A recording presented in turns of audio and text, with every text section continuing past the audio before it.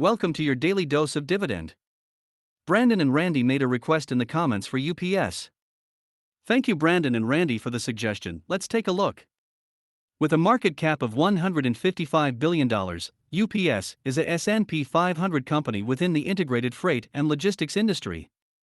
The stock price has underperformed the S&P 500 index over the last 10 years, with dividends reinvested.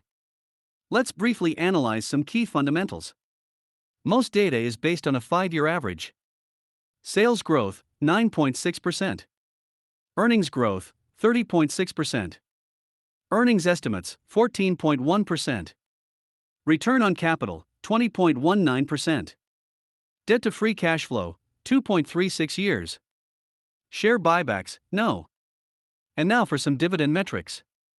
Dividend yield, 3.38%. Payout ratio, 36.91%.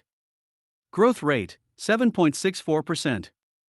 Growth years, 22 years.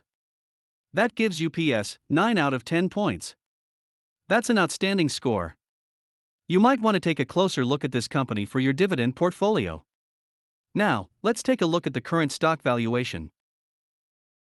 Based on historical multiples and future estimates from GuruFocus.com, UPS is fairly valued.